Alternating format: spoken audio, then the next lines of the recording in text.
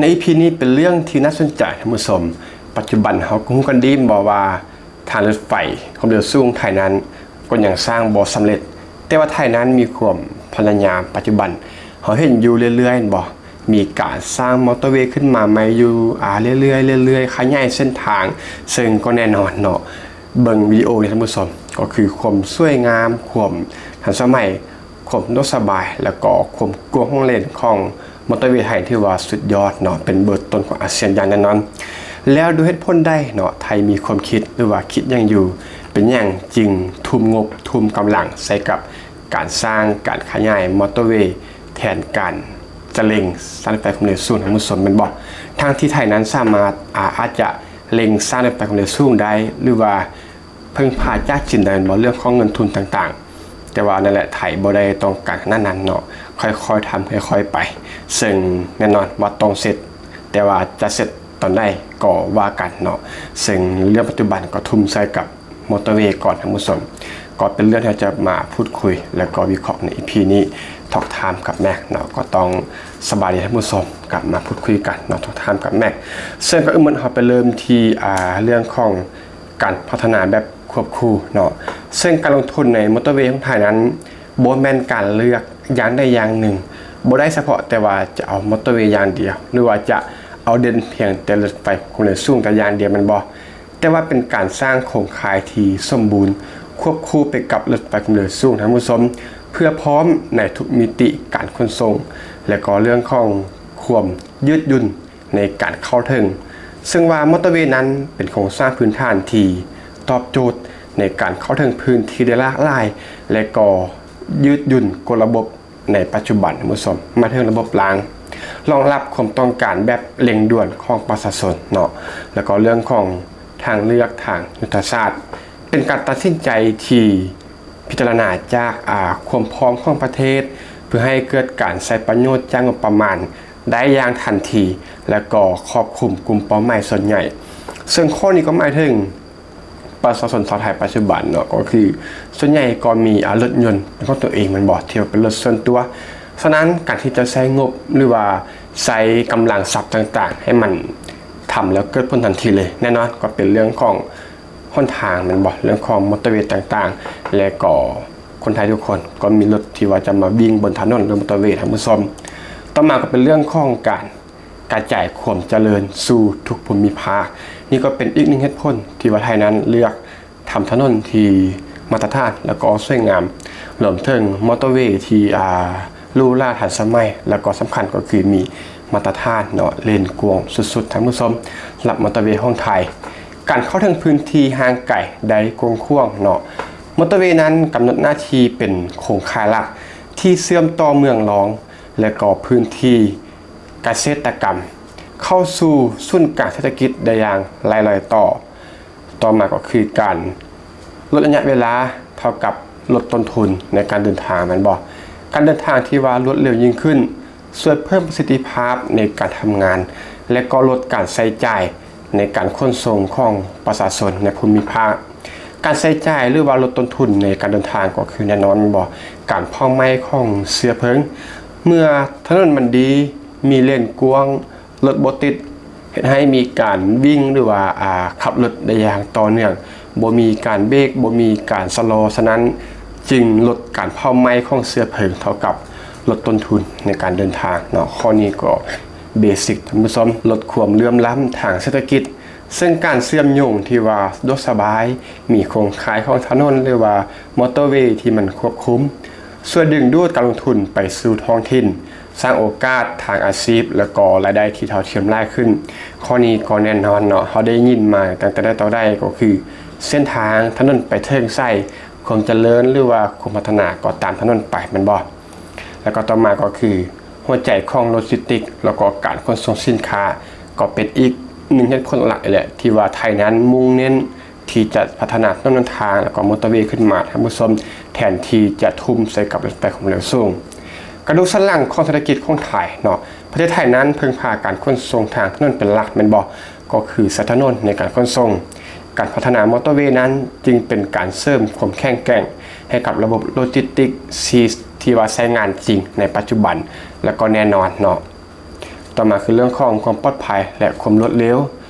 แยกการจราจรความเร็วสูงออกจากถนนท้องถิ่นส่วนลดอุบัติเหตุและลดระยะเวลาในการขนส่งมอบสินค้าได้อย่างมีนัยสำคัญซึ่งข้อนี้ก็ค่อนข้างจะชัดเจนเนาะสำหรับเรื่องของความปลอดภัยและก็ความรวดเร็วก็คือรถที่ว่าวิ่งด้วยความเร็วสูงหรือว่ารถขนส่งสินค้า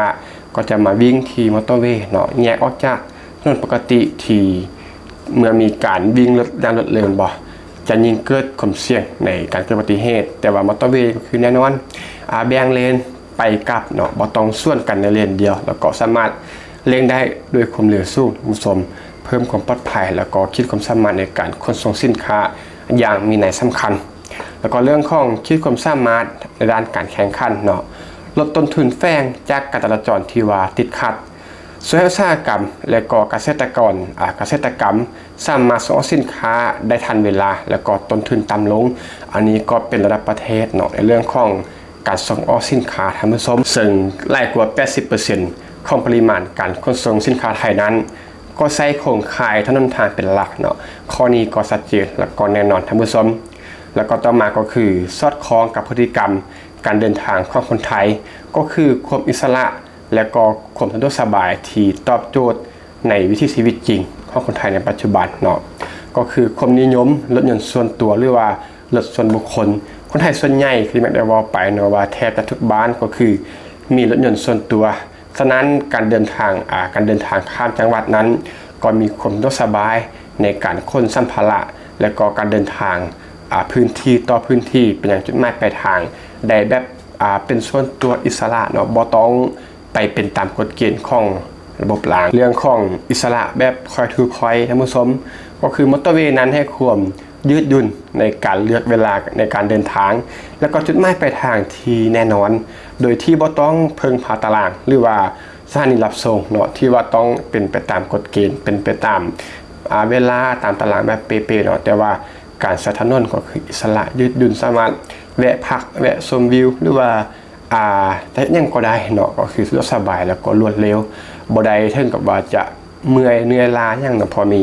ระบบถนนแล้วก็มอเตอร์เวย์ที่ว่าดีขึ้นมาท่านผู้ชมฉะนั้นคนไทยก็จึงรู้สึกว่ารถไฟความเร็วสูงนี้มีมันก็ดีเนาะมาเสริมสร้างความแข็งแกร่งหรือว่าบ่สำเร็จก็รอคอยได้เพราะปัจจุบันก็มีรถยนต์แล้วก็ถนนที่ว่ารองรับได้โดยสบายท่านผู้ชมก็ชัดเจนรับข้อนี้และต่อมาก็คือมอเตอร์เวย์นั้นเกิดการจ้างงานและก็การพัฒนาพื้นที่ตามแนวเส้นทางการจ้างงานอย่างมหาศาลกระตุ้นเศรษฐกิจผ่านการจ้างงานในอุตสาหกรรมการก่อสร้างและวัสดุอุปกรณ์ระยะสั้นพร้อมสร้างงานในภาคบริการอย่างยั่งยืนในระยะยาวท่านผู้ชมก็คือธุรกิจการบริการเนาะหรือว่าservice area การเกิดจุดพักรถและก็ศูนย์บริการริมทางนั้นช่วยสร้างโอกาสให้กับผู้ประกอบการท้องถิ่นนำสินค้าชุมชนเข้าสู่ระบบเศรษฐกิจการเดินทางก็มาถึงจุดพักรถริมทางตามถนนมอเตอร์เวย์ต่างๆเนาะก็ให้ผู้ประกอบการเช่นว่าปั๊มน้ำมันหรือว่ากาแฟอาหารต่างๆเนาะก็คือเกิดอาชีพนะก็คืออันนี้ก็เป็นข้อผู้ประกอบการสามารถประกอบอาชีพประกอบกิจการขึ้นมาได้แล้วก็แน่นอนเมื่อมันมีกิจการขึ้นมามันบอกก็ต้องมีการจ้างงานก็คือประชาชนอาจจะเป็นแถวนั้นเนาะหรือว่าบริเวณนั้นก็คือเป็นอาชีพการบริการบนริมถนนที่ว่าอย่างยืนและก็ได้เรื่องของการพัฒนาอสังหาริมทรัพย์มันบอก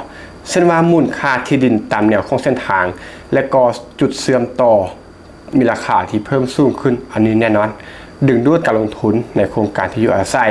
ขังสินค้าและก็นิคมอุตสาหกรรมใหม่ๆเนาะต่อมาก็คือการเปรียบเทียบระหว่างมอเตอร์เวย์กับรถไฟความเร็วสูงในข้อได้เปรียบซึ่งกลยุทธ์ท่านผู้ชมมาเริ่มที่ความยืดหยุ่นเนาะมอเตอร์เวย์นั้นก็คือแน่นอนว่าสูงไล่สูงเลยแหละเข้าถึงได้แบบ point to point รองรับรถทุกประเภทส่วนรถไฟความเร็วสูงนั้นก็คือจำกัดเฉพาะสถานีหลักต้องมีระบบขนส่งรองเชื่อมต่อส่วนเรื่องของการส่งสินค้านั้นมอเตอร์เวย์ก็คือเป็นหัวใจหลักในปัจจุบันรองรับรถบรรทุกและสินค้าทุกขนาดส่วนรถไฟความเร็วสูงนั้นเน้นการโดยสาร